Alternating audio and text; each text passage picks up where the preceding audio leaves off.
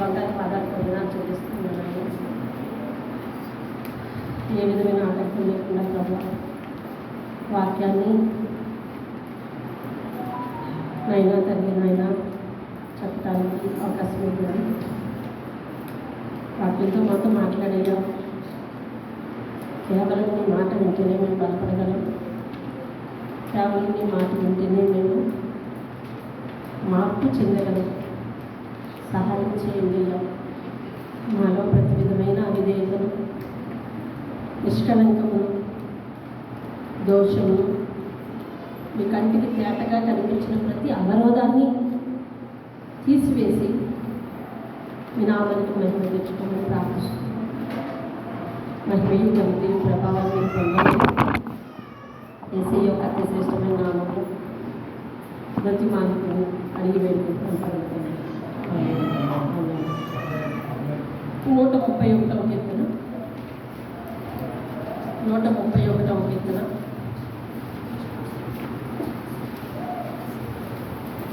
తీద్దామిది యాత్ర కీర్తన. కాసేపు వాక్యం మీద దృష్టి పెడదాం. దయచేసి మరొకసారి చెప్తున్నాను, ఆదివారం నుంచి ఆదివారం విశ్వాసంగా ఉండకండి. వారం మధ్యలో ఖచ్చితంగా బలిపీఠం దగ్గర మోకరించడానికి, రోజు మోకరించడానికి తీర్మానం చేసుకున్న వారు వచ్చి మోకరించండి. మరి వారం మధ్యలో చాలా కార్యక్రమాలు అవుతున్నాయి, వాటికి రండి. స్త్రీల కూడికలో ఇంచుమించు ఒక 40 మంది 30 మందే వచ్చారు. మిగిలిన వారు ఎవ్వరికి కూడా స్త్రీల కూడిక అవసరం లేదు. ఇవాళ ఇంతమంది పురుషులు కనిపిస్తున్నారు, లక్షవారం నాడు ఇందులో హాఫ్ కనిపిస్తారు. కాబట్టి అలా చేయొద్దు. కొంచెం ముందుగా అనౌన్స్ చేస్తున్నాం, ఎందుకంటే రావాలని. కాబట్టి వచ్చి వినండి, వాక్యాన్ని వినండి. రైట్. 131వ కీర్తన యాత్ర కీర్తన. ఇది దావీదుది. దావీదు తన అనుభవం వాక్యాధారంగా ఉండాలని ప్రభువు మనందరికీ ఈ యొక్క కీర్తనను రాయించాడు. 131వ కీర్తన. యెహోవా నా హృదయము అహంకారము కలది కాదు, నా కన్నులు మీదు చూచినవి, అంటే మీదకు చూచేవి కాదు. నాకు అందరి వాటి ఎందైనను గొప్ప వాటి ఎందైనను నేను అభ్యాసము చేసుకోవటం లేదు. నేను నా ప్రాణమును నిమ్మళపరుచుకొని ఉన్నాను, సముదాయించుకుని ఉన్నాను. చనిపాలు విడిచిన పిల్ల తన తల్లి యొద్దనున్నట్లు, చనిపాలు విడిచిన పిల్ల ఉన్నట్లు నా ప్రాణము నా యొద్ద ఉన్నది. ఇశ్రాయేలు ఇది మొదలుకొని నిత్యము యెహోవా మీదనే ఆశ పెట్టుకొను. దేవుని స్తోత్రం కదండి. ఇందులో ఎన్ని వచనాలు ఉన్నాయండి? ఎన్ని వచనాలు ఉన్నాయి? కీర్తనల్లో చాలా షార్టెస్ట్ కీర్తనలు చాలా ఉన్నాయి, చాలా కొంచెం. 117 కీర్తన చాలా చిన్నది. అలాగే ఇక్కడే 134, 133 అవన్నీ 3 వచనాలు ఉన్నాయి, చూసారా? కానీ ఇది కూడా అలాంటిదే. వన్ ఆఫ్ ద షార్టెస్ట్ అది కీర్తన. అందులో చాలా లార్జ్ మెసేజ్ ఉంది. ఏమండి? లార్జ్ మెసేజ్ ఉంది. చదవడానికి చాలా చిన్నదే, షార్టెస్ట్ రీడ్, కానీ మరి లాంగెస్ట్ లెర్న్, నేర్చుకోవడానికి చాలా ఎక్కువ ఆత్మీయ పాఠం ఉన్న కీర్తన. దావీదు రాశాడు. ఏ సందర్భంలో రాసి ఉంటాడు అని అనుకుంటే, దావీదు అతని జీవితంలో ఎదురైన ఒక 2 సందర్భాలు ఉన్నాయి. ఆ సందర్భంలో రాసి ఉంటాడేమో అని ఒక ఆలోచన. తన భార్య మీకాలు తనని కించపరిచింది కదా. ఏ విషయంలో కించపరిచింది? దేవుని మందసాన్ని మరి తన పురానికి, దావీదు పురానికి మేళ తాళాల మధ్యలో తీసుకొస్తున్నాడు, సంగీత వాయిద్యాల మధ్య తీసుకొస్తున్నాడు. ముందునేమో కీర్తనాకారులు ఆరాధన చేస్తున్నారు. ఆ ఆరాధనకు చేస్తున్నాడు, భక్తిలో పరవశమైపోయాడు. ఈ నాట్యము శబ్దాలను మీరు వచ్చేది కాదు. ఈరోజు అక్కడ డీజే సాంగ్ వింటుంటే ఇక్కడ పిల్లలకి డ్యాన్స్ వచ్చేస్తుంది, చూసారా? ఇప్పుడు గమనించారా? తరాన్ని గమనించారా? అక్కడ డీజే మోగుతా ఉంటే ఇక్కడ పిల్లలకి ఊపు వచ్చేస్తుంది. అర్థమవుతుంది? అలాంటి తరంలో ఉన్నాం. దావీదుకి వచ్చిన ఆత్మపూర్వకమైన ఆ కదలిక, శబ్దాలు మీరు వచ్చింది కాదు. ఏమండి?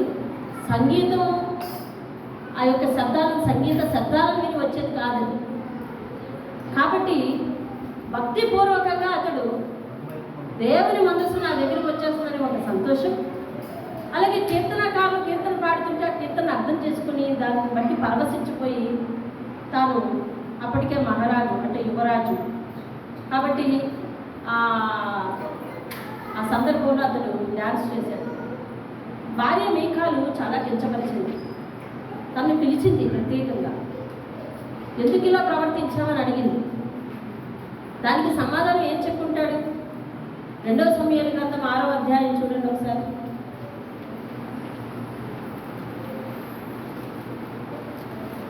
21వ వచనం చూడండి.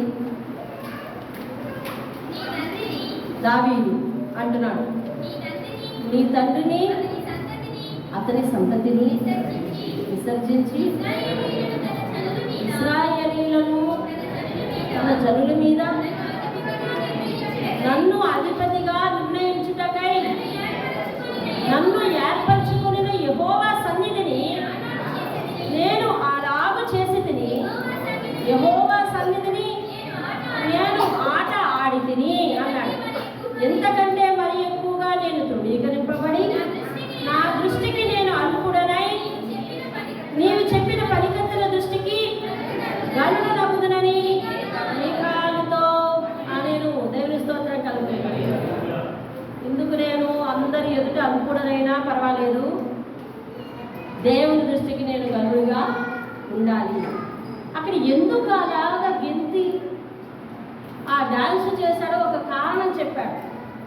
ఏంటనంట చెప్పాడు చూడండి. ఇశ్రాయేలీయులను తన జనుల మీద నన్ను అధిపతిగా నిర్ణయించిన యెహోవా సన్నిధిన నేను నాట్యమాడా. అంటే పనికిరాని నన్ను తీసుకొచ్చి మహారాజును చేసిన దేవుడు, ఏమీ లేని నన్ను ఆశీర్వదించిన దేవుడు, ఎన్నిక లేని నన్ను ఎన్నిక చేసిన దేవుడు అని సాక్ష్యమిస్తూ ఇన్ని మేలులు, ఇంత పెద్ద మేలు నా జీవితంలో దేవుడు చేశాడని, పనివాళ్ళ దృష్టికి నేను హీనుడని అవుతున్నానా? నీ దృష్టికి నేను హీనుడని అవుతున్నానా? నా ప్రజల దృష్టికి నేను హీనుడని అవుతున్నానా అనే విషయం నాకు అనవసరం. దేవుని దృష్టిలో నేను గనుడిగా ఉన్నానా లేదా అన్నది ఒక్కటే ఆలోచించుకుని అలా చేశాను అని చెప్పాడు. మహారాజు అంటే ఎట్లా ఉండాలి? టీవీగా ఉండాలి. అదే మనం తీసుకెళ్ళి ఏదన్నా దేశానికి రాజును చేస్తే ఇంకంతే, మనం ఇంకా కింద పైకే చూస్తాం, ఇంకా కింద చూడం. అసలు మనల్ని ఎవరు పలకరించిన, నన్ను తీసుకెళ్ళి ఏదైనా దేశానికి రాణి చేశారు, మనం మీరు ఎవరు పలకరిస్తాం తెలియదు, అరేస్తున్నాము. మన హృదయాలు అంత గర్వమైపోతాయి. ఇప్పుడు అందుకే దేవుడు దావీదు ఏమంటున్నాడంటే మొదటి వచనంలోనే, నా హృదయము దేవా అహంకారము గలది కాదు. ఎవరితో చెప్తున్నాడు? కాక దేవుడితో చెప్తున్నాడు. ఇది ఒక సందర్భం. రెండవది, అతని మామైన సౌలు నమ్మించి రాజ్యం ఇస్తాను అని చెప్పాడు కదా. అందరూ ఎదురుకుండా రాజు చేసేసాడు, కూతుర్నిచ్చి పెళ్లి చేసేసాడు. ఇంకక్కడి నుంచి ఎప్పుడు వస్తాడా అని కూర్చుంటాడు కదా. ఇప్పుడు దావీదుకి దేని మీద మక్కువ లేదు, తను కోరుకుని రాలేదు, ఆ బహుమతులు ఆశించి ఆ పని చేయలేదు. అతనికి ఒక్కటే ఒక్క పౌరుషం వచ్చింది. గొల్యాతును ఎందుకు చంపాలని అనిపించిందంటే, ఫిలిష్తీయుడైన గొల్యాతు, సున్నతి లేని గొల్యాతు, ఇశ్రాయేలీయుల దేవుని ప్రజలను అతడు బెదిరించడమా? మన దేవుడు ధైర్యవంతుడు, మన దేవుడు సహాయం చేసేవాడు. దేవుని ప్రజలను నిందిస్తుంటే దేవుడిని నిందించినంత బాధేసింది దావీదుకి. పౌరుషం వచ్చింది. అందుకని చస్తే నేను చచ్చిపోతాను, లేకపోతే లేదు, కానీ నా దేవుడు నన్ను గెలిపిస్తాడు, నా దగ్గర ఏ ఆయుధాలు వద్దని పోయాడు. అప్పుడు సౌలు అంటున్నాడు, ఒరే నాయన, నువ్వు కానీ ఆయన కానీ చంపేసి వచ్చేస్తే నేను నీకు అర్ధరాజ్యం ఇచ్చేస్తాను, ఇంకేం కదా, నా కుమార్తెనిచ్చి వివాహం చేసేస్తాను అని అంటే అప్పుడా రెడీ అయ్యాడు వెళ్ళడానికి? కాదు, అసలు తీర్మానించుకుని వచ్చాడు. ఇప్పుడు చెప్పండి, రాజు ఇచ్చే ఆ తలాంతులను ఆశించి గొల్యాతును చంపాడా, లేదా అతని ఇంటెన్షన్ ఏంటి? దేవుని ప్రజలను కించపరచడానికి వాడేవాడు, దేవుని ప్రజలను జయించడానికి వాడేవాడు, దేవుని ప్రజలను నాశనం చేయడానికి వాడేవాడు. దేవుడు నాకు శక్తియుక్తులు ఇస్తాడని చెప్పేసి వెళ్ళిపోయాడు, అంతే. ప్రార్థన చేసుకొని వెళ్ళిపోయాడు. వెళ్ళిపోయి ఆయన చంపేసి వచ్చాడు. అన్నమాట నలుగురు ఎదురు నిలబెట్టుకోవాలని చెప్పి ఇచ్చాడు. ఇప్పుడు వచ్చిన రాజ్యం పోయిందే, ఇచ్చిన భార్య కించపరుస్తుంది అనే బాధ ఉన్నట్టు ఎక్కడైనా లేఖనాల్లో మీరు చూసారా? దానిది వచ్చిన రాజ్యం పోయిందే అనే బాధ ఉన్నట్టు ఎక్కడైనా చూసారా? అతని బాధ 7 పనుల్లో ఒకటి, నేను మందిరానికి వెళ్ళలేకపోతున్నానే, అరణ్యంలో ఉండిపోయానే, నీ మందిర ఆవరణలో చోటు లేకపోయినా ఆ గడప దగ్గర ఇలా గడిపి వచ్చేస్తాను కదా, నాకు ఈ ప్రాణ సంకటం లేకపోతే, నాకు ఈ ప్రాణాపాయం లేకపోతే అని ఆశించాడు, అనేక ప్రార్థన చేశాడు ఎప్పుడు కూడా. అవును కదా, అనేక కీర్తనలో చూస్తున్నాం. నా రాజ్యం నా యోధుడు పోయింది అని ఎప్పుడే నేర్చాడా? నా భార్య నన్ను కించపరిచిందని ఎప్పుడే నేర్చాడా? లేదు. నా స్తోమతకు నీ కూతుర్ని చేసుకోవడం నాకు అర్హత లేకపోవచ్చు, నా స్తోమతకు నీ రాజ్యాన్ని పరిపాలించే అర్హత నాకు లేకపోవచ్చు. నా హృదయం, దేవా నీవు ఇచ్చినట్టే రాజ్యం ఇచ్చావు, ఇచ్చినట్టే పిల్లలు ఇచ్చావు, అవన్నీ ఈవేళ కోల్పోయానని లేదయ్యా నాకు. అందరివి అవి, వాటి మీద నేను ఆశ పెట్టుకోను. గొప్పవి అవి, వాటి మీద నేను ఆశ పెట్టుకోను. నా ఆశల్లా ధ్యాసల్లా ఒకటే, నీ సన్నిధిని నేను రాలేకపోతున్నానయ్యా అని చెప్పేటప్పుడు దావీదు దేవునికి చెప్తున్నాడు ఏమంటే, అయ్యా యెహోవా, చెప్పు. ఎవరిని మెన్షన్ చేస్తున్నాడండి? దేవుణ్ణి మెన్షన్ చేస్తున్నాడు. దేవా యెహోవా, నా హృదయము అహంకారము కలది కాదు, నా కన్నులు మీద చూచినవి కాదు. తిరిగి ఇంగ్లీష్ బైబిల్లో నిన్న చూస్తే యారోగెంట్ బిహేవియర్ అని రాసింది, అహంకార ప్రవర్తన. యారోగెంట్ బిహేవియర్, యారోగెంట్ అనే పదం ఎప్పుడు ఉపయోగిస్తామండి? విచక్షణ లేకుండా ప్రవర్తిస్తున్నప్పుడు ఉపయోగిస్తాం మనం. యారోగెంట్గా ఎప్పుడు ప్రవర్తిస్తారంటే విచక్షణ లేకుండా, పెద్ద చిన్న లేకుండా, ఇట్లాంటి పరిస్థితులు ఎప్పుడట విచక్షణ లేకుండా ప్రవర్తిస్తారంటే గర్వం చోటు చేసుకున్నప్పుడు. ఈరోజు దేవుడు నిన్ను ఆశీర్వదిస్తే నీ హృదయంలో గర్వం రాకూడదు. దేవుడు ఒకవేళ దాన్ని నీ దగ్గర నుంచి తీసేస్తే కుదేలు అయిపోతుంది. దావీదు ఒకటి చెప్తున్నాడు, అయ్యా నేను వాటిని ఆశించలేదు, వాటి మీద నాకు ఆశ లేదు. ఈరోజు నువ్వు దేవుని పాదాల దగ్గరికి వస్తే ఏమడుగుతావు? అభివృద్ధి అడుగుతావు. ఏమడుగుతున్నావు నువ్వు? అభివృద్ధి అడుగుతున్నావు. ఏమడుగుతున్నావు? దీవించమనే అడుగుతున్నావు. ఏమడుగుతున్నావు? ఫలింపే అడుగుతున్నావు. వర్ధిల్లింప చేయమని అడుగుతున్నావు. అయితే అది వర్ధిల్లించాక, దేవుడు ఆశీర్వదించాక ఉన్న పాటలు ఉన్న స్థితిలో ఉంటున్నామా లేదా అన్న విషయాన్ని జాగ్రత్తగా హృదయాన్ని కాపాడుకోవాలి. దేవుడు ఈరోజు చెప్పేది ఫోకస్ ఆన్ గాడ్, అంతే. నీ చూపు దేవుని మీదే ఉండాలి, ఆశీర్వాదాల మీద కాదు. నీ దృష్టి దేవుని మీద ఉండాలి, తలాంతుల మీద కాదు. ఈరోజు దేవుడు దేవరలో మాట్లాడుతున్నప్పుడు చెప్తాడు, నీ కంటికి కనిపించే ప్రతిదీ కూడా నాశనం అయ్యేపోయేదే. అవునా? నీ కంటికి కనిపించే నేను, నా కంటికి కనిపించే నువ్వు, మనందరి కంటికి కనిపించే ఇంత అందమైన కట్టడాలు అన్నీ కూడా ఒకనాటికి నాశనం అయిపోయేది. కంటికి కనిపించేది నాశనం అవుతుంది, కంటికి కనిపించేది శాశ్వతంగా ఉంటుంది. వాళ్ళెవరు? దేవుడు. కంటికి కనిపించింది ఏంటంటే దేవుడు.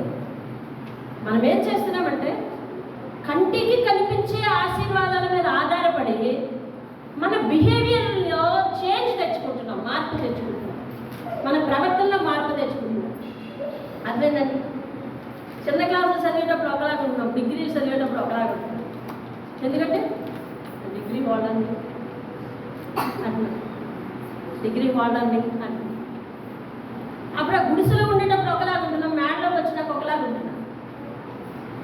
చిల్లర పైసలు లేనప్పుడు ఒకలాగుంటున్నాం, నోట్లు లెక్క పెట్టేటప్పుడు ఒకలాగుంటున్నాం. మనలో మార్పు రాకుండా చూసుకోవాలి. మార్పు వచ్చిందా, ఎవరిలో వచ్చింది, ఈ ప్రశ్నలన్నీ మనం దేవుని దగ్గర వేయకూడదు. దేవుడు మాట్లాడుతుంది ఏంటంటే, దావీదు చెప్తున్నాడు, దావీదు భక్తి విధానం ద్వారా నీకు నాకు ఒక అద్భుతమైన పాఠం. నీకు ఏది నీ స్థాయికి అందలేదో దాని మీద ఆశ పెట్టుకోదు. మరి ఎవరి మీద ఆశ పెట్టుకోవాలండి? దేవుని మీద ఆశ పెట్టుకో. ఎవరి మీద ఆశ పెట్టుకోవాలి? దేవుని మీద ఆశ పెట్టుకో. నీ అంతలు నువ్వు కావాలి కావాలి కావాలి కావాలి రావాలి అని కోరుకొని అక్కడ దాకా చేరలేక సతికిలు పడిపోయినావు అనుకో, దుఃఖమే మిగులుతుంది. అవునా? లేదు, నువ్వు కోరుకోలేదు, అయినా దేవుడు ఇచ్చాడు. ఇచ్చిన తర్వాత దాని మీద మనసు పెట్టుకున్నావు అనుకోండి, ఒకనాటిగా వెళ్ళిపోతుంది.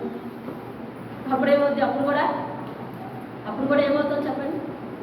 మాట్లాడే అలా చూస్తున్నాడు కృష్ణ, ఏమవుతావు? అప్పుడు కూడా ఉదయమైపోతావు. అప్పుడు ఒకలాగే ఇప్పుడు ఒకలాగే కాదు, ఒకే ఒకటి. అప్పుడు దేవుని మీద మనసు, ఇప్పుడు దేవుని మీద మనసు పెట్టుకుని ఉన్నావు అనుకో, నీ మనసులో ఎవ్వరు కదపలేరు కుదపలేరు. అర్థమైందండి? కదపలేరు కుదపలేరు.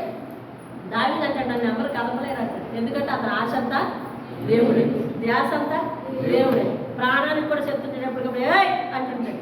ఇదిగో ఈ కీర్తనలో కూడా అన్నాడు, ఏమనంటే నా ప్రాణము నా యొద్దే ఉంది అంటే అండర్ మై కంట్రోల్ అర్థం. అర్థమవుతుంది?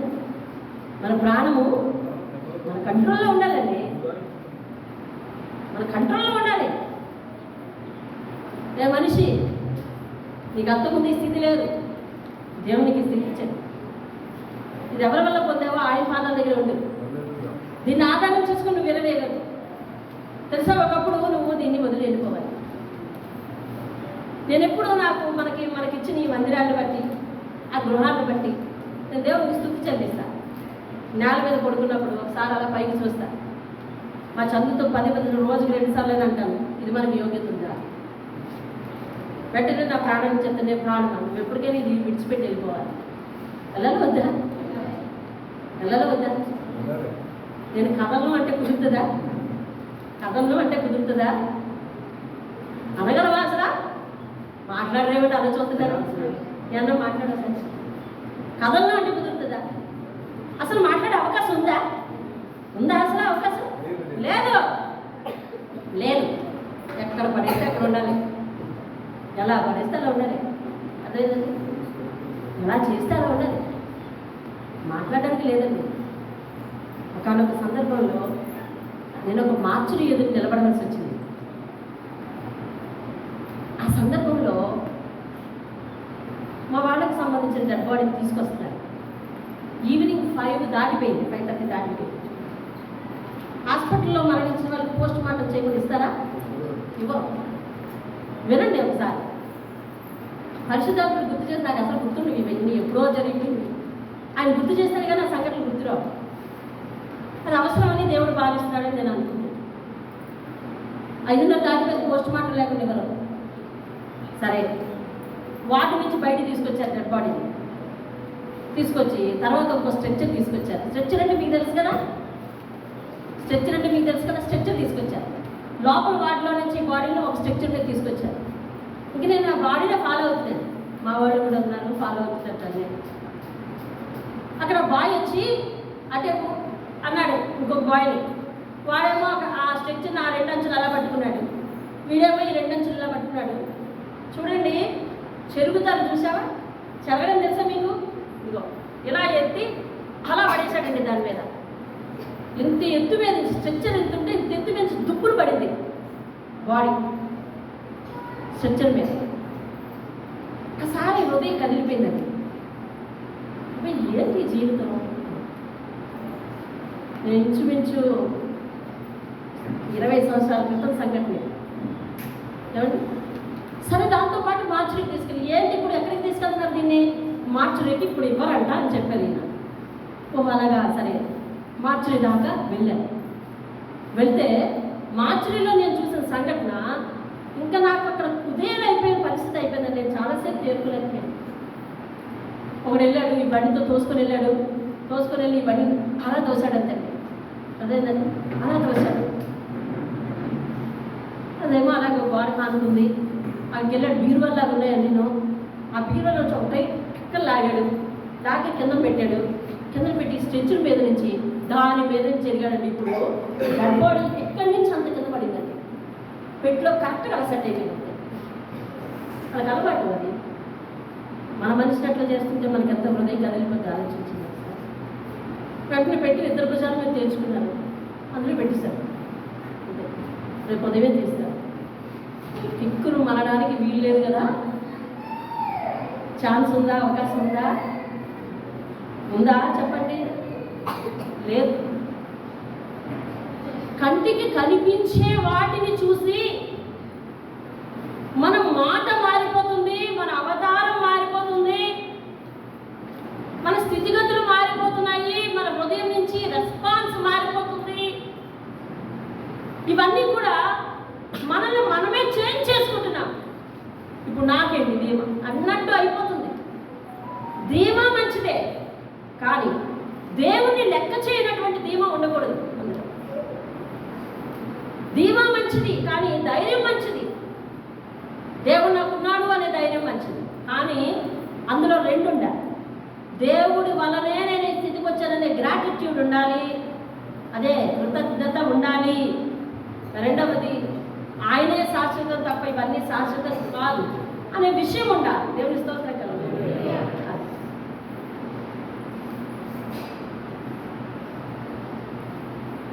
అదేంటది? టర్కీ గత 2 సంవత్సరాల క్రితం టర్కీ కుదేలైపోయింది కదా, గుర్తుందా మీకు? మన ప్రకటన గ్రంథంలో ప్రారంభం టర్కీలో పెద్ద భూకంపం కదా. టర్కీ మొత్తం నాశనం అయిపోయింది. మీకు తెలుసా, ఇంచుమించు 20 అంతస్తుల బిల్డింగ్కి వానలు, హెలికాప్టర్ల మీద రొట్టెలు పంచుతూ ఉంటే ఆ రొట్టెల కోసం ఎగబడుతున్నాడు. బిల్డింగ్లన్నీ ఏమైపోయినాయి? కుదిలే. ఆయన వాళ్ళందరూ ఏమైపోయారు? లేరు.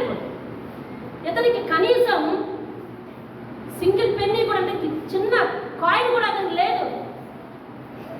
ఎంతసేపట్లో భూకంపం వచ్చింది? క్షణాలు. ఇన్ని అంతస్తులకు వానలు ఏమైపోయాడు?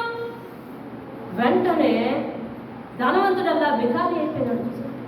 హెలికాప్టర్ల మీద రొట్టెలు పంచుతూ ఉంటే, కిందకి వేస్తూ ఉంటే వాటి కోసం ప్రాకులాడి పట్టుకునే స్థితికి వచ్చాడు.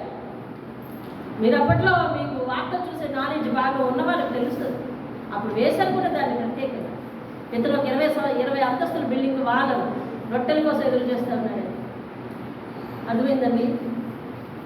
ఇచ్చిన ఆస్తి, ఇచ్చిన అందం, ఇచ్చిన విద్య, ఏమండి, ఇచ్చిన జ్ఞానం, ఇచ్చిన డబ్బు, ఇవన్నీ కూడా దేవుడు తలుచుకుంటే లేదా అవి తలుచుకుంటే, ఏవి డబ్బులు అవి తలుచుకుంటే నిమిషాల ప్రకారం మనం వదిలి వెళ్ళిపోవచ్చు. కానీ ఏ స్థితి అయినా మనల్ని వదలని వాడు ఎవరంటే దేవుడు ఒక్కడే. అందుకని దావీదు దేవునితో ఒక మాట చెప్తున్నాడు. ఇప్పుడు 2వ వచనం చదువు. నేను నా ప్రాణము నిమ్మలపరుచుకుని ఉన్నాను. ఏం సముదాయించుకున్నాడంట? ఏమని సముదాయించుకున్నాడు తన ప్రాణాన్ని? నా ప్రాణమా, మొన్న మహారాజు అయ్యావు కదా నువ్వు అతిశయపడకు, ఇప్పుడు పోయింది కదా అని దిగులు పడకు. అర్థమైందా? అని దిగులు పడకు. తలాంతులు వస్తూనే ఉంటాయి, పోతూనే ఉంటాయి. నెమ్మది గుండు అంటున్నాడు ప్రాణం. అర్థమైందా? నెమ్మది గుండు అంటాడు. నా ప్రాణం నేను సముదాయించుకున్నాను. ఎక్కడన్నది? 131 అంటే ఉన్నాడు ఏమని? నేను నా ప్రాణమును నిమ్మలపరుచుకుని ఉన్నాను. ఎలాగ నిమ్మలపరుచుకున్నాడని తెలుసా? 62వ కీర్తన మొదటి వచనం చదవండి. 62 మొదటి చదవండి.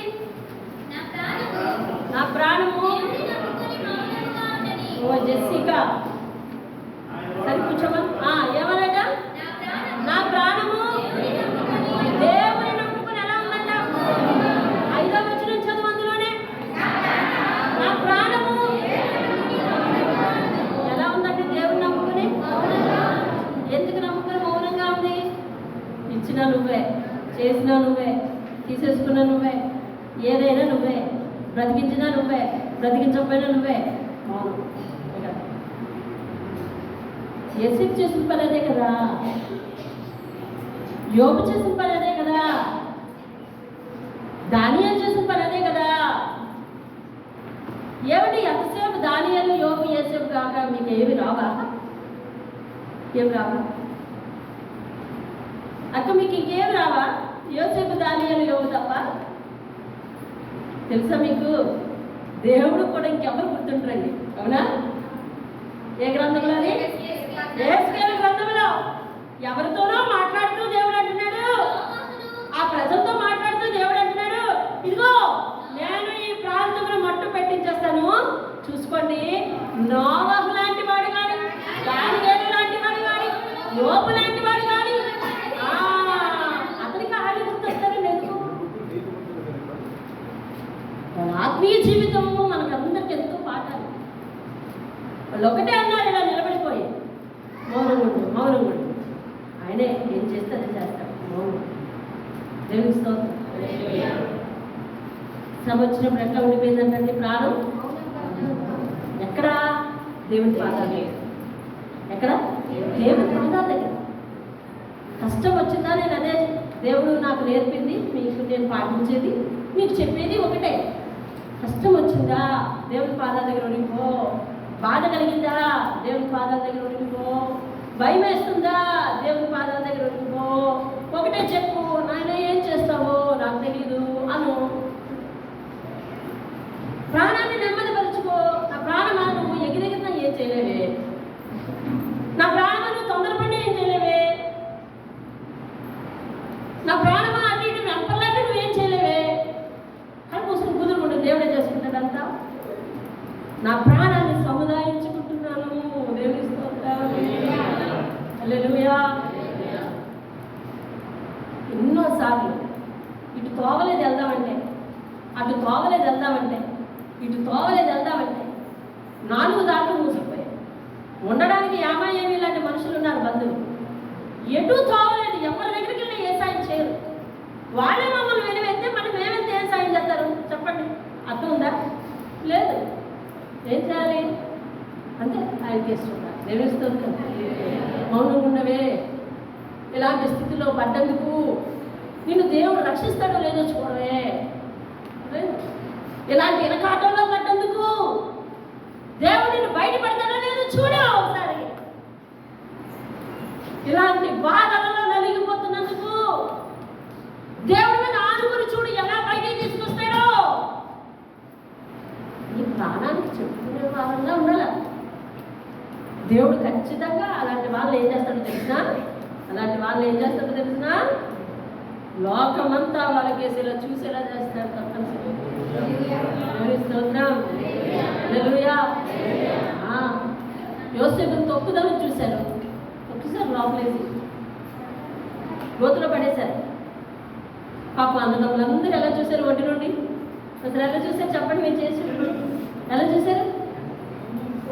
మీరు ఎవరు తలవంచ రాలేదు దగ్గర ఎలా చూశారు? ఎట్లా చూశారు? ఇలా చూశారు, జాగ్రత్తగా పడిపోకుండా చూశారు. అదేనా? ఆ తర్వాత ఎట్లా చూశారు? ఐగుప్తు వచ్చి అదే చూశారు. అదేంటండి? ఆయన చేస్తాడండి, వెయిట్ చేయండి. కొన్నిసార్లు దావీదు జీవితంలో జరిగింది ఏంటంటే రివర్స్. ఎలా అంటే వచ్చినట్టే వచ్చింది ఆశీర్వాదం, పోయింది. అవునా? అవునా కదా చెప్పండి? వచ్చినట్టే వచ్చింది ఆశీర్వాదం, పోయింది. రాజుగారి కూతురికి భర్త అయిపోయినాడు, కాబోయే రాజు అయిపోయినాడు. ఒక అత్త రాజ్యానికి రాజు అయిపోయినాడు, పోయింది. ఎంత హోదా! అది నువ్వు నేనైతే ఒక ప్రార్థన చేస్తాం, మీరు ఒప్పుకోకపోయినా నేను చెప్తున్నా. ఎందుకంటే మనిషి హృదయం మనందరం కామన్. ఏమోనండి పాస్టర్ గారు, మీరు అలా అయితే చేస్తారని మేము ఇలా చెయ్యం అని అంటారేమో. మీరు ఒక మాట మాటతో అడుగుతాం దేవుని, ఏంటో తెలుసా? నేను అడిగానా? నేను అడగండి నాకు ఇచ్చి ఎందుకు తీసేసుకున్నావు? అడుగుతావు లేదా? అడుగుతావా లేదా? కామన్ ఇది. ఎవరైనా అంటే యువర్ ఎక్స్ట్రాడినరీ, నేను నీకు థ్యాంక్స్ చెప్తాను. మనుషులందరిలో కొంచెం విభిన్నంగా ఉన్నావు నువ్వైతే. నేను అడిగానా అసలు నా మనసు అలాంటి కోరుకుందా? ఎందుకు ఇచ్చావు, ఎందుకు తీసుకున్నావు అడిగి. కానీ దావీదు దేవుని దగ్గర ఏం ఆర్గ్యూ చేయలేదు. ప్రాణంతో అంటున్నాడు, యెహోవా నా ప్రాణము అహంకారం కలిగి కాదు, నేను అందరి వాటి అందు గొప్ప వాటి అందు అభ్యాసం చేసుకోలేదు కాబట్టి ఈవేళ అది నథింగ్. నా ప్రాణాన్ని నెమ్మదిపరుచుకుంటున్నాను, సముదాయించుకుంటున్నాను. ఏమని? అన్నీ వచ్చిపోయేవేలే, దేవుడే శాశ్వతం. అన్నీ వచ్చిపోయేవే, దేవుడే శాశ్వతం. అదేనండి, ఇవాళ డిగ్రీలు మన పేరును రాసివ్వచ్చు, కానీ మనిషి ఆరోగ్యం బాగోక మైండ్ కానీ ఆఫ్ అయితే డిగ్రీలు ఏం చేస్తాయి? 4 తీసుకోవడానికి కూడా పనికిరావు. అవునా? ధనవంత బీరువాలో ఉంది, కానీ తినడానికి పనికిరాదు. ఆయుష్ లేక మంచాన్ని కట్టబెట్టుకుని ఉన్నాం. ఏం చేస్తుంది? నేను మీకు సంఘటన చెప్పినట్టున్నా, ఒక డెడ్ బాడీ చుట్టూ, ఒక బాడీ చుట్టూ 16 మంది డాక్టర్లు ఉండి విశ్వ ప్రయత్నం చేసిన తప్పని చనిపోయాడు. చెప్పారా మీకు? చెప్పలేదా? ఏం చేస్తారు? విజ్ఞానం మనిషిని బ్రతికించదు. అంటే నేను కాంట్రవర్సీ పాయింట్స్ మాట్లాడలేదు. వ్యూవర్స్ ఎవరైనా అలా అర్థమైతే జాగ్రత్తగా అర్థం చేసుకోండి, ఫస్ట్ నుంచి ఫ్లో అర్థం చేసుకోండి. మనిషికి తెలివితేటలు ఉండద్దునా అని నేను ఉండకూడదని నేను అంటలే, ఉండాలి. కానీ దాన్ని బేస్ చేసుకుని దేవుని దగ్గర గర్వంగా ఉండకూడదు మనం. దాన్ని బేస్ చేసుకుని దేవుని మర్చిపోకూడదు మనం. దాన్ని ఆధారం చేసుకుని దేవుని తృణీకరించకూడదు మనం. అర్థమైందా? వాటిని చూసుకొని దేవుని విషయాన్ని మర్చిపోకూడదు మనం. ఆ ఆశీర్వాదాన్ని అడ్డం పెట్టుకొని దేవుని దగ్గరకు మనము మైనస్ కాకూడదు, ఆబ్సెంట్ కాకూడదు. అర్థమవుతుంది? ప్రాణాన్ని చెప్పుకున్నాడు, నా ప్రాణమా దేవుడే శాశ్వతం. అతను మనసు అనిపించుండొచ్చు, అయ్యో పట్టు బరుపులు పోయినాయి, తలాంతులు పోయినాయి, రాజువే నువ్వు రాజువే, ఎందుకు ఇట్లా అయిపోయావు అని అడిగితే మన స్టేటస్ మంచిది కాదు. దేవుడు ఎందుకు ఇచ్చాడో, ఎందుకు తీసేశాడో వాటి మంది నాకు మనసు లేదు. దేవుడు శాశ్వతం, నా ప్రాణమా అంటున్నాడు. దేవుని స్తోత్రం హల్లెలూయా. దేవుడికి చెప్పాడు ఒక మాట, అయ్యా నేను ఎలా ఉన్నానో తెలుసా నీ దగ్గర? దేవుని అడ్రస్ చేస్తూ తన మనసును చెప్తాడు. ఈవేళ మనం మనుషులు చెప్తాం, గౌరవ్ నేను ఎంత పర్ఫెక్టో తెలుసా అంటాం. నేను పర్ఫెక్టో కాదు నీకేం తెలుసా? తెలియదు. అంటే మన మాటలు అంతా అంతే. అర్థమైందా? నేను అసలు ఎవరికి భయపడి తెలుసా? అంతే. నిజంగా, ఎందుకంటే నువ్వు భయంలో ఉన్నప్పుడు చెప్పాలి ఆ విషయం. అర్థమైందా? మామూలుగా ఉండి నేను భయపడినట్టే కదా. అర్థమైందా? మనందరి మధ్య ఉండి నాకు భయం లేదంటే కుదురుతుందా? అలా కాదు. కాబట్టి అదే కాదు, మన స్టేట్మెంట్లు మంచివి కావు. ఇతడు దేవుడితో చెప్తున్నాడు ఏకంగా. ఏమని తెలుసా? నేను ఎలా ఉంటున్నానో తెలుసా ప్రభువా? చనుపాలు విడిచిన పిల్ల తన తల్లి దగ్గర ఉన్నట్టు. ఇదే ఉదాహరణండి, అర్థం చేసుకో. చంటి పిల్ల, పాలు తాగే పిల్ల, తల్లు లేని వారికి తండ్రి లేని వారికి తెలుస్తుంది. నీ బిడ్డ ఏడిస్తే ఎవరికి ఇచ్చే వాడికి తీసుకెళ్ళి తల్లికి, ఎందుకో పాలకి. అర్థమైందా? పాలు తాగే అంతసేపు పిల్లలకి తల్లి కావాలి, అవునా కదా? అవును. అవసరం చెప్పు, అవసరం ఏంటి? పాలు. అవసరం ఏంటండి? పాలు. ఇప్పుడు ఇది చెప్తుంది చంటి పాలు తాగే పిల్ల కోసం కాదు, చంటి పాలు అదే తల్లి పాలు విడిచిన పిల్ల కోసం మాట్లాడుతున్నాడు. తల్లి పాలు విడిచిన పిల్ల తల్లి దగ్గర లెక్క చేస్తుందా? పెద్దగా లెక్క చేయాలి, దూరంగా పరిగెడుతుంది. కానీ తల్లిపాలు తాగడం మానేసిన తల్లిని హత్తుకుంటుందంటే దాని అర్థం ప్రేమ. తల్లిపాలు తాగడం మానేసిన తల్లిని హత్తుకుంటుందంటే దాని అర్థం నీ వెచ్చదనం నాకు ఇంకా కావాలి. తల్లిపాలు మానేసిన తల్లిని హత్తుకుంటుందంటే దాని అర్థం నీ తోడు నాకు కావాలి. తల్లిపాలు మానేసిన తల్లిని హత్తుకుంటుందంటే దాని అర్థం నీ ముందు తప్ప నాకెవరు వద్దు అని చెప్పడం కదా. దేవునికి స్తోత్రం. ఇప్పుడు దావీదంట చంటి పాలు విడిచిపెట్టేశాడంట. అంటే అర్థం ఏంటి అంటే అర్థం ఏంటి? తల్లి పాలు విడిచిపెట్టాడంటే అర్థం ఏంటి? అయ్యా, ఒకప్పుడు నువ్వు ఇచ్చే ఆశీర్వాదం కోసం ఎదురు చూశాను, అప్పుడు నేను కౌగిలించుకున్నాను. ఇప్పుడు నా దృష్టి అంతా ఆశీర్వాదాల మీద లేదు, ఆకలి మీద లేదు, నీ మీదే ఉంది. కాబట్టి ఇవ్వకపోయినా ఈరోజు నిన్నే హత్తుకుంటాను. తెలుస్తుంది. తల్లి పాలివ్వకపోయినా తల్లిని ఎందుకు హత్తుకుంటుంది పిల్ల? అందులో ప్రేమ ఉంది. తల్లి పాలిస్తున్నప్పుడు తల్లిని హత్తుకుంటుందంటే అది అందులో ఏముంది? అవసరం ఉంది. అంతేనా? అందులో అవసరం ఉంది. ఇప్పుడేముంది? ప్రేమ ఉంది. దేవుని స్తోత్రం కలిగింది. ఎంత గొప్పగా వర్ణించగలిగింది. తల్లి పాలు చనుపాలు విడిచిన బిడ్డ తల్లి దగ్గర ఉన్నట్టు నా ప్రాణం నా ఎదురే అలాగే ఉంది. నేను ఎక్కడున్నాను? నీ మీద ఆశ పెట్టుకున్నాను. దేవుని స్తోత్రం కలిగింది. ప్రాణాన్ని కంట్రోల్లో పెట్టుకున్నాడు, తనను తాను కంట్రోల్లో పెట్టుకున్నాడు, తనను తీసుకొచ్చి దేవుని దగ్గర పెట్టుకున్నాడు. దేవుని స్తోత్రం కలిగింది. కాదు ఈరోజు నీ మనసు అదుపు లేని కాకుండా, అదుపు లేని వాడవైతేనే దేవుని సన్నిధిలో కనిపించలేవు. అదుపు లేని వాడవైతే పరిస్థితులు నిన్ను మార్చేస్తాయి. అదుపు లేని వాడవైతే నీ ఆశీర్వాదాలు నిన్ను తల పైకి ఎత్తిలాగా చేస్తాయి. అదుపు లేని వాడవు, అదుపు లేని దానివైతేనే నీ డిగ్రీలు లేదా నీ జ్ఞానము నిన్ను మనిషిని మార్చేస్తాయి, మాట తీరును మార్చేస్తాయి.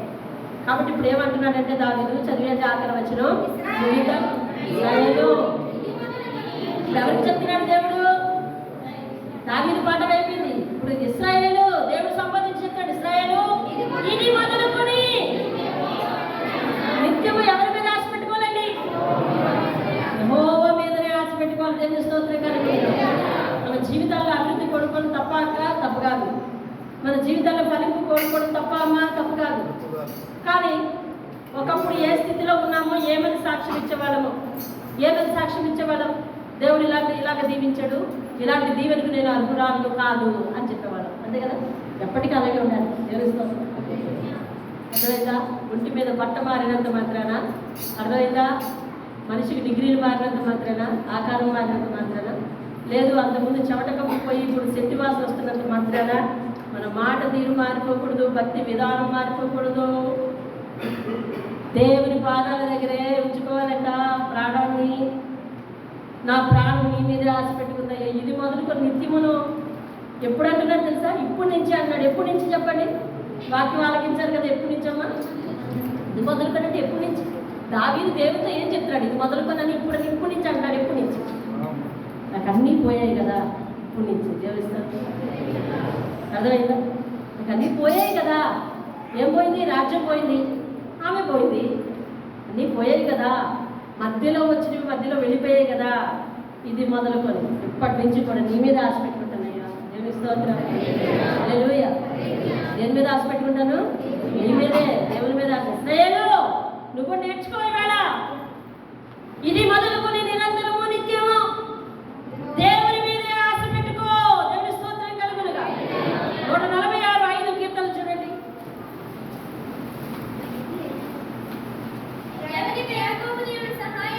ఎవరికి యాకోబు దేవుడు సహాయకుడను, ఎవడు తన దేవుడని యెహోవా మీద ఆశ పెట్టుకును వాడు ధన్యుడండి. దేవుని స్తోత్రం. హల్లెలూయా. దేవుని మీద ఆశ పెట్టుకుంటే నువ్వు ధన్యుడివి. అతను చిత్తానుసారమైన బహుమానం ఇస్తాడు. దేవుని స్తోత్రం కదా. అంతేగాని దేవుడు కాదని, దేవుడు వద్దని, పర్వాలేదు ఎప్పుడు వెళ్ళాలో నాకు తెలుసు అని అనుకుని నీ ప్రయత్నం నువ్వు చేసుకోవద్దు. దేవునికి ఇవ్వు నీ సమయాన్ని, దేవునికి ఇవ్వు నీ జీవితాన్ని, దేవునికి ఇవ్వు నీ తెలివితేటల్ని. దేవుడు ఖచ్చితంగా వాటిని వృద్ధి చేస్తాడు. ఒకవేళ ఏదైనా అవకాశం వచ్చిందా, ఆశీర్వాదం వచ్చిందా, దేవునికి స్తోత్రం చెప్పు, దాని మీద మనసు పెట్టుకో. అర్థమవుతుందండి? ఒకవేళ ఏదైనా అవకాశం వచ్చిందా, ఆశీర్వాదం వచ్చిందా, దేవునికి స్తోత్రం చెప్పు, దాని మీద మనసు పెట్టుకో. దేవుడు ఇచ్చాడు అని కృతజ్ఞత చెల్లించు. దేవుని పాదాల దగ్గరే ఉంది. అప్పుడు ఇప్పుడు నీ స్థానం మారకూడదు. దేవుడు నేను పిలిచి ఎక్కడున్నావయ్యానంటే ఇక్కడ ఉన్నానయ్యా, నీ పాదాల దగ్గర ఉన్నాను అన్నట్టు ఉండాలి మన సాక్షులు. దేవుడు మన మనసు అట్లా ఉండాలి. ఇవాళ దావీదు ఎవరిని పిలిచి చెప్తున్నాడు తెలుసా? యెహోవా, యెహోవా నా హృదయము. ఎవరితో చెప్తున్నాడండి సాక్ష్యం? దేవుడితో చెప్తున్నాడంటే అది ఎంత సర్వసత్యమో వినండి. తన మనసు గురించి తాను ఎంతగా తెలుసో వినండి. తన మనసును తాను ఎంత కంట్రోల్ చేస్తున్నాడో వినండి. తన మనసును తాను ఎంత నియంత్రించుకుంటున్నాడో వినండి. ఇవాళ మన కన్నులకు నియంత్రణ లేదు, మన చెవులకు నియంత్రణ లేదు, మన పాదాలకు నియంత్రణ లేదు, మన చేతులకు నియంత్రణ లేదు, మన మనసుకు నియంత్రణ లేదండి. అర్థమైందండి? నియంత్రణ లేకపోతే మనం అర్థం తగ్గిపోతాం. నియంత్రణ దేని వల్ల వస్తుంది? దేవుని వాక్యం వల్ల వస్తుంది.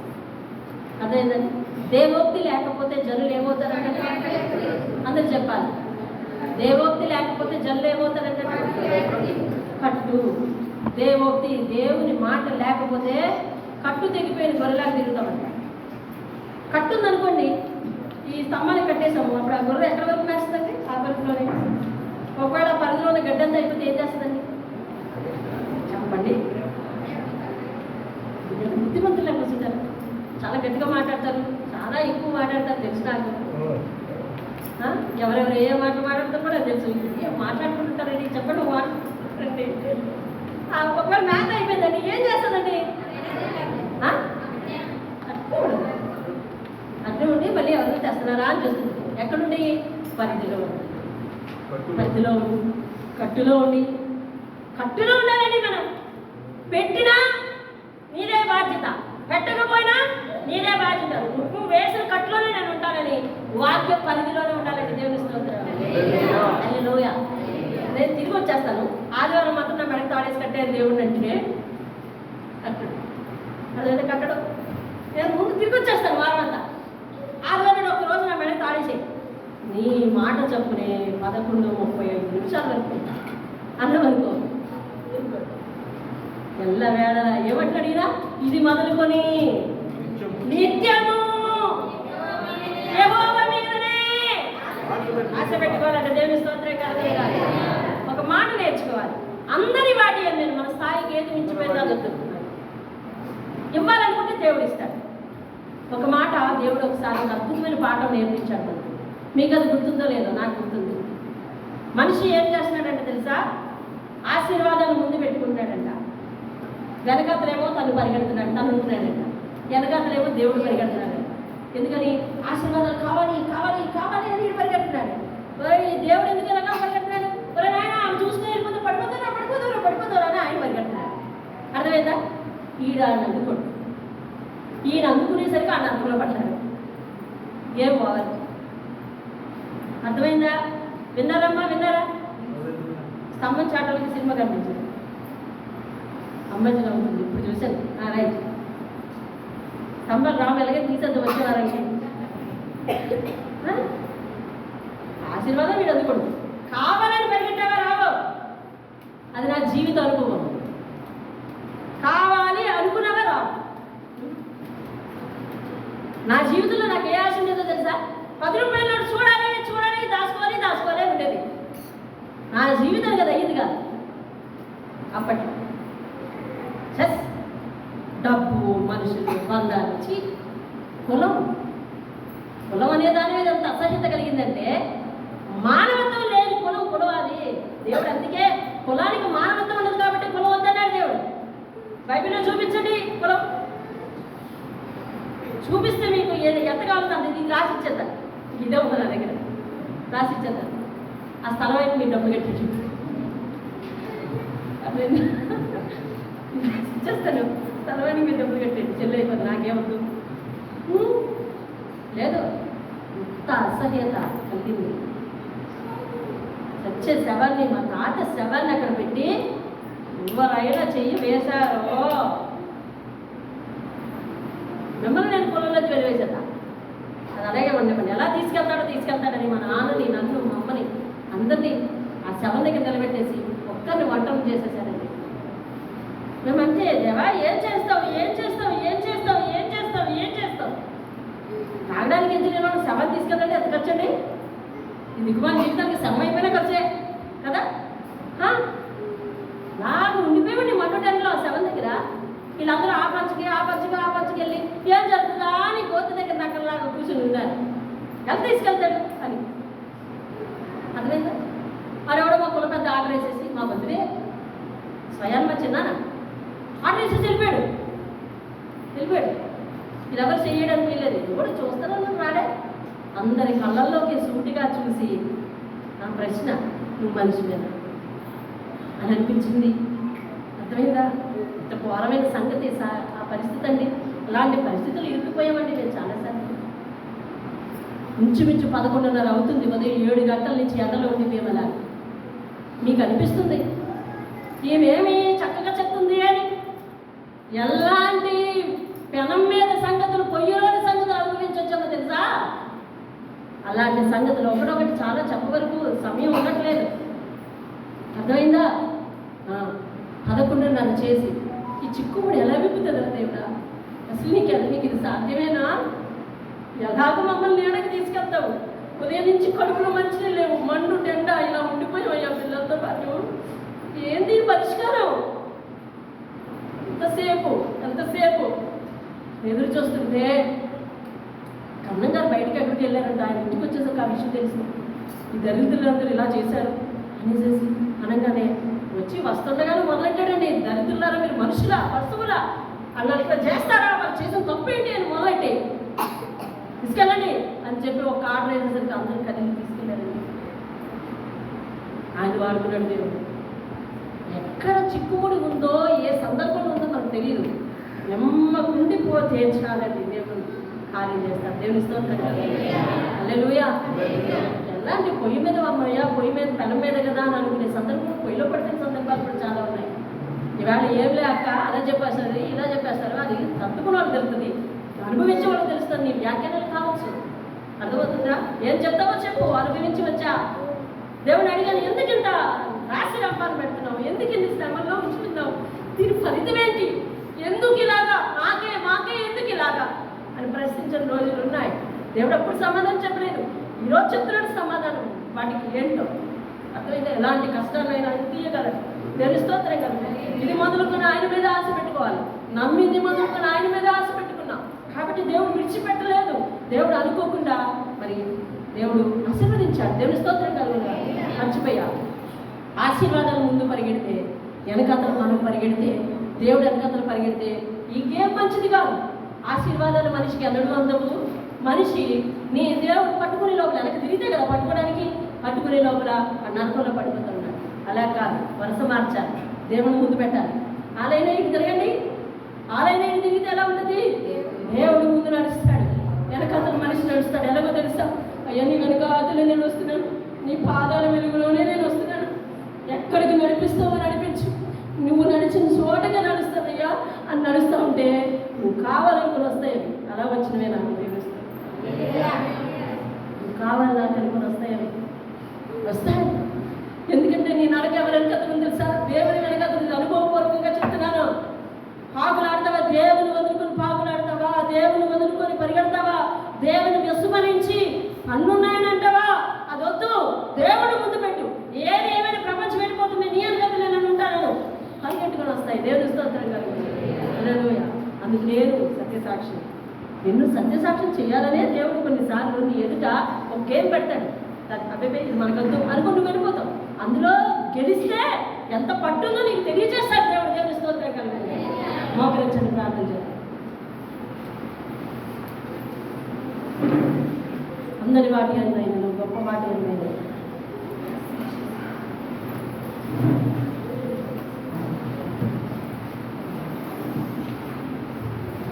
ఆశ లేకుండానే జీవించాలి. మీరు అలాగే జీవించారా అంటే ఒకవేళ నేను అవునన్నా నువ్వు నమ్మలేకపోవచ్చు. ఈ ప్రాణాలు ఎన్ని కాలం బతుకుంటాయి ఇలాంటి కష్టాల్లో ఉంటే? చావే శరణ్యం అనుకుని ఆశ లేకుండానే బ్రతికాను.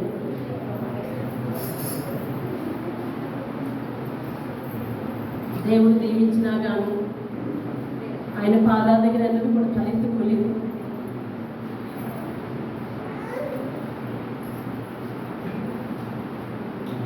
ఎవరైతే అనగదొక్కి బయట పెట్టి, ఎండలు పెట్టి, ఇంటికి తాళాలేసి, ఇంటిలోకి పంపించేసి, చలిలో బయట వదిలేసి ఎన్ని అగచాట్లు పెట్టారో దేవుడు వాళ్ళ ముందే నా తండ్రిని సేవకుని చేసి, నాకు ఉద్యోగం ఇచ్చి, పరపతి గల వ్యక్తిని వివాహం చేసి అనేక సందర్భాల్లో నన్ను నిలబెట్టాడు. నన్ను కించపరిచిన, మమ్మల్ని కించపరిచిన జనులందరూ తల ఎత్తి మమ్మల్ని చూసేటట్టు చేశాడు. నా దేవుడు నాకే సొంతం కాదు, నీకు దేవుడే. అందరి వాటి మనకి ఎదురు అవి అందించాలో లేదో దేవునికి తెలుసు.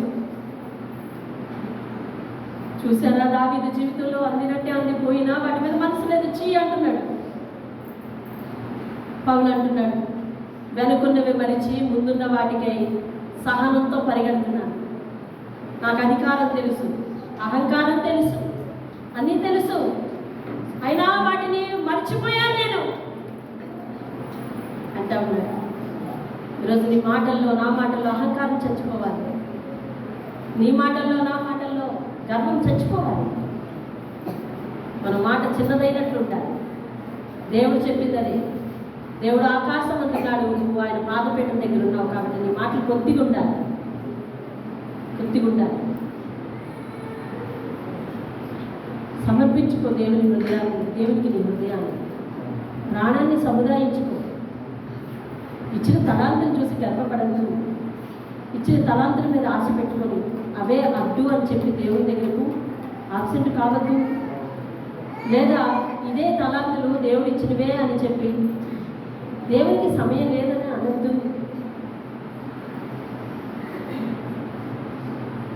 మాట తీరు మార్చుకోవద్దు, వ్యవహార శైలి మార్చుకోవద్దు.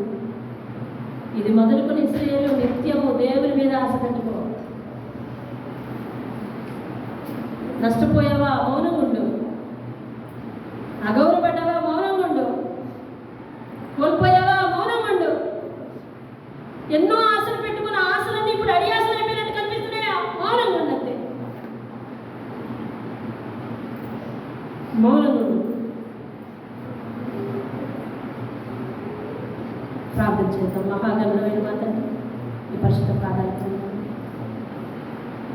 అతి చిన్న కీర్తన అయినప్పటికీ, చిన్న కీర్తన అయినప్పటికీ అనేక ఆత్మీయ పాఠాలు మాకు నేర్పారు. నీ వాక్యం ఏడల శ్రద్ధ నిలిపి నీ మీదే ఆశ పెట్టుకుని నిన్నే చూసే కన్నులు మాకు, మా కన్నుల మీద చూడటం, నేల మీద ఉన్నవి మాకు తెలియదు అన్నట్టు ఉండటం, అసలు కష్టమే మేము ఎరగనట్టు ఉండటం. అయా తండ్రి నాయన, అటువంటి పరిస్థితి మా హృదయాల్లో ఎవరిలో మొలకెత్తడానికి వీల్లేదు.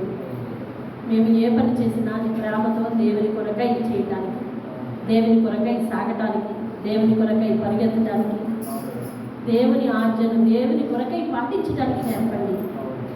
అతి స్థితి మా అందరికీ దయచేయమని యేసు పరిశుద్ధ నామంలో బ్రతిమాలుకొని అడిగి వేడుకుంటున్నాను పర్వతండి. ఆమేన్.